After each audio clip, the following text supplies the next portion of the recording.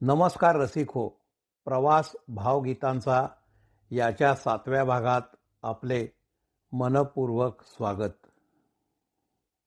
गायिका कुमुदिनी पेडणेकर या चतुरस्त्र गायिका 1942 सालच्या संगीत स्पर्धेमध्ये लता मंगेशकर यांना पहिले तर कुमुदिनी पेडणेकर यांना दुसरे बक्षीस मिळाले. त्यांनी अनेक प्रकारची गीते गायली.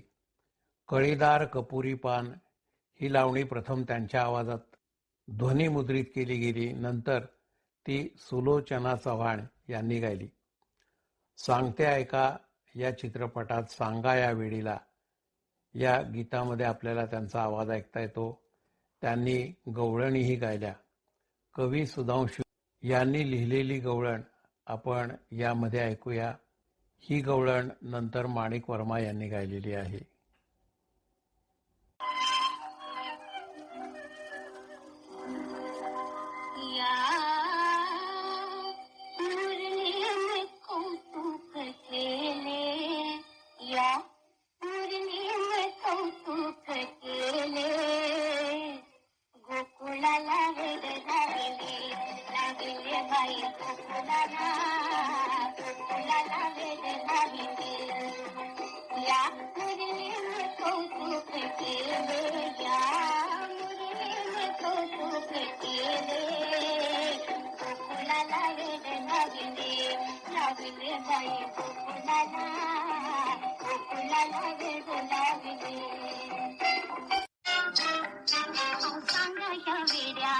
माझ्या घरधण्याला कशी जाऊ सांगा मी सासूरवाडीला.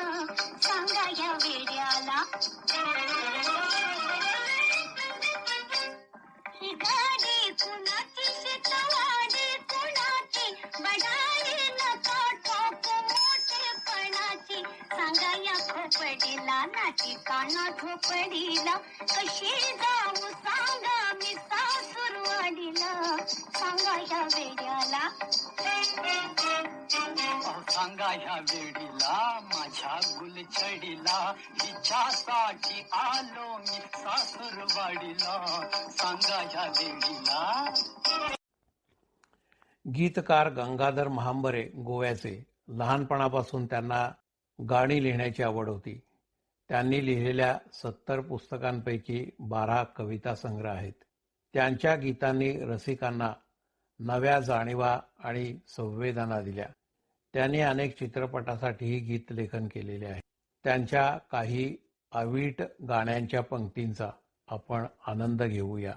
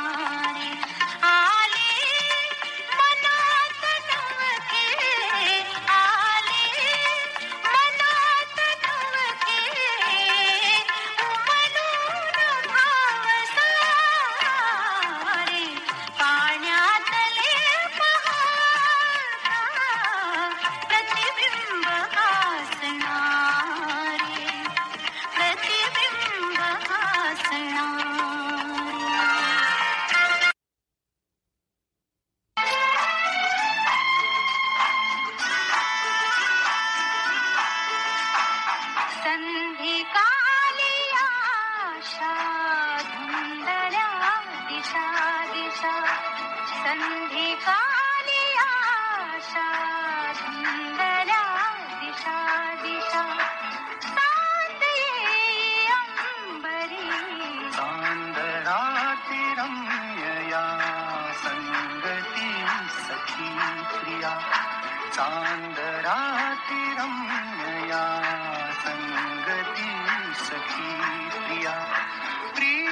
होई बावरी संगीताली आशा झुंजल्या दिशा दिशा. ज्याच्या गळ्यात गाणं आहे तो भाग्यवंत. मी गातो म्हणून जिवंत आहे. 90व्या वर्षी हे ब्रीद वाक्य म्हणणारे गायक आणि संगीतकार गोविंद पोवळे आपल्या शाश्वत स्वराने आणि सुंदर संगीताने त्यांनी 100 पेक्षा अनेक गाण्यांना संगीत दिले व 25 ते 30 गाणी स्वतः गायलेली आहेत. सर्वोत्कृष्ट गाण्यांचे जनक असा त्यांचा गौरव केला जातो. ऐकूया त्यांनी गायलेली काही गीते. रात्र काळी घागर काळी रात्र काळी घागर काळी यमुना जळे जी साळी होमा गुंफ काळी दिलबर काळी गळामोती कावळी काळी होमा गळामोती कावळी काळी होमा.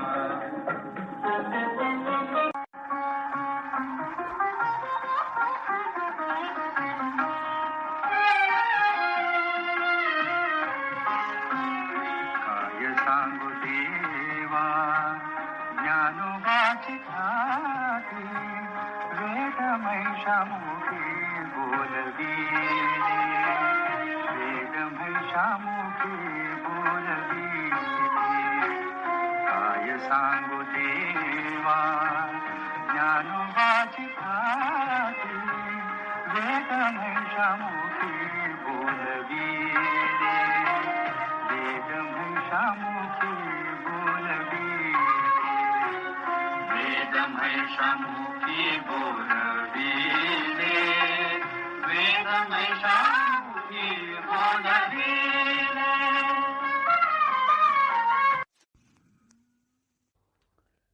एकटाच आलो आता एकटाच जाणार, एकटेच जीवन गेले मला मीचा आधार.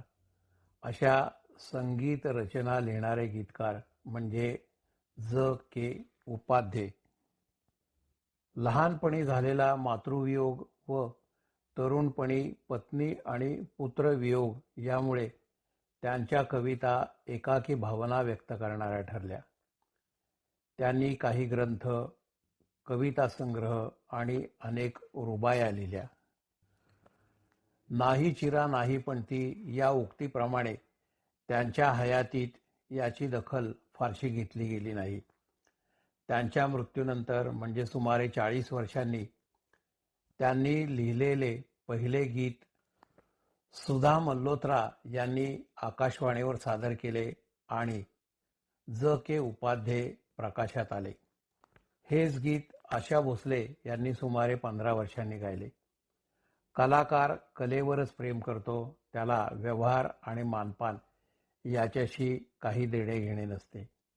ऐकूया ज.के. उपाध्ये यांची ही 2 गीते, विसरशील खास मला आणि रामचंद्र मनमोहन नेत्र भरून पाहिलं काय.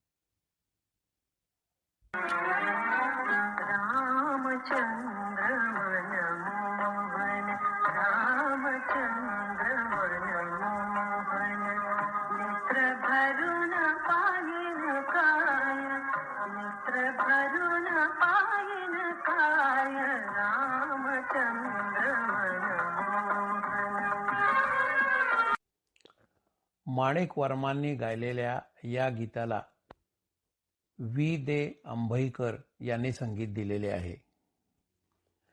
अंभईकर यांनी महात्मा गांधींना पूर्ण वंदे मातरम म्हणून दाखवले व गांधींनी त्यांना शाबासकी दिलेली होती, म्हणून त्यांना वंदे मातरम अंभईकर व राष्ट्रीय गायक असेही म्हणले जाते. गुढीपाडव्याला जन्म झालेल्या अंभईकर यांनी HMV कंपनीत व नंतर मुंबई आकाशवाणीवर म्युझिक प्रोड्युसर कंपोजर म्हणून काम केले. त्यांना संगीत सुधाकर या उपाधीने सन्मानित केलेले होते.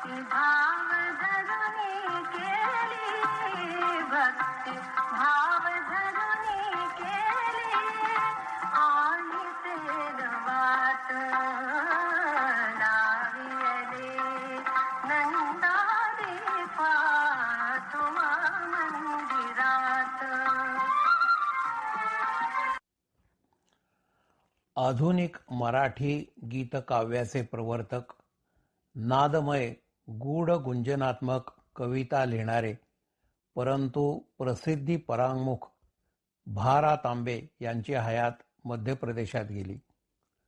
मराठी भावगीतांची विशुद्ध आनंदाची मळवाट त्यांनी रुंद केली. त्यांच्या कवितांना सुद्धा सुमारे 25 वर्षांनी प्रसिद्धी मिळाली. 1925 सालच्या दरम्यान केशवराव भोळे भा. रा. तांबे यांची डोळे हे जुलमी गडे हे गीत म्हणत असत. त्याची ध्वनिमुद्रिकाही निघाली. वसंत प्रभूंच्या संगीताने सजलेली व लता मंगेशकर यांनी गायलेली त्यांची गीते अजरामरच झाली. हृदयातील भाव गहिरे करणारी त्यांची गाणी शतकानंतरही अजूनही ताजी आणि टवटवीत राहिलेली आहेत.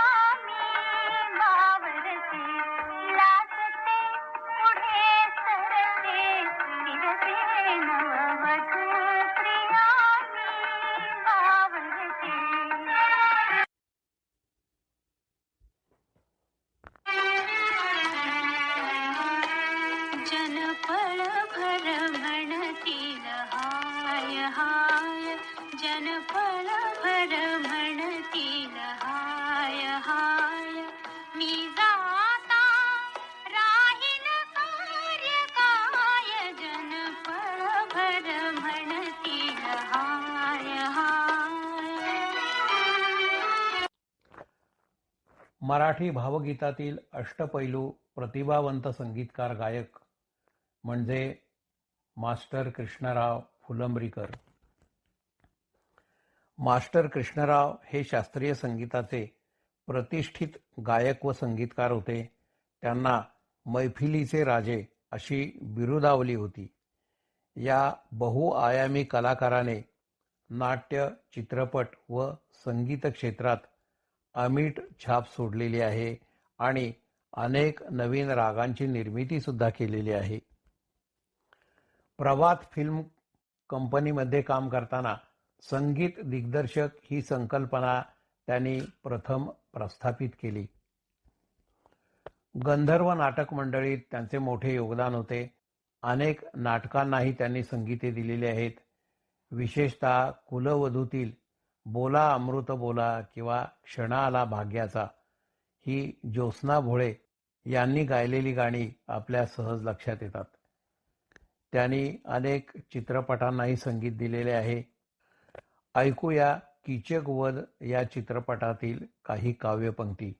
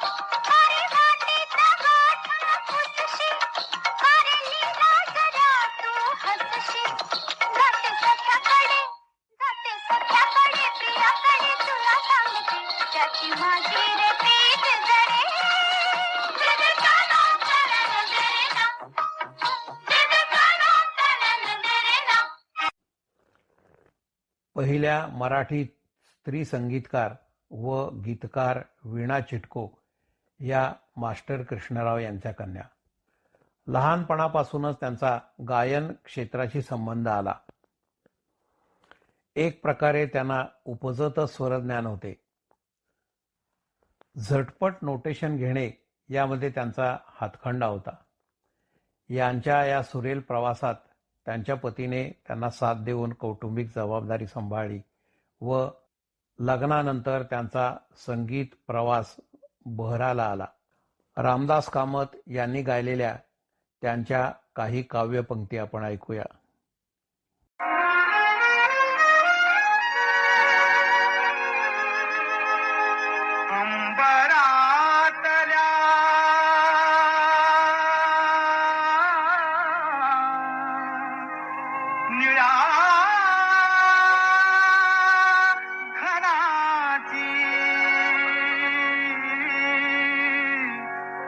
शपथ तुला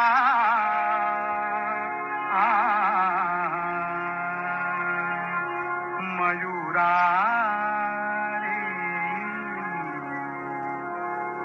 फुलवित ये रे पिसारा मयुरा रे फुलवित ये रे पिसारा मयुरा रे फुलवित ये रे पिसारा.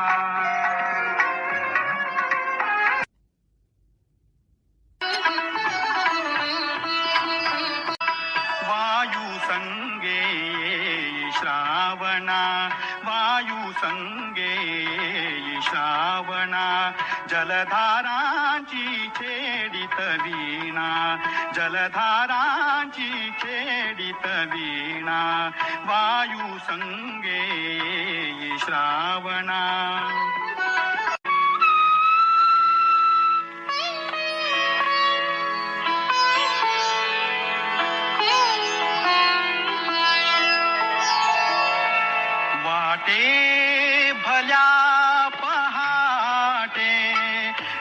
यावे तुझा महाले वाटे भल्या पहाटे यावे तुझा महाले हलकेच जागवावे हलकेच जागवावे गाऊन या भूपाळी यावे तुझा महाले वाटे भल्या पहाटे. प्रवास भावगीतांचा याच्या 7व्या भागाला आपण येथे पूर्णविराम देऊन 8व्या भागाकडे वळूया. धन्यवाद.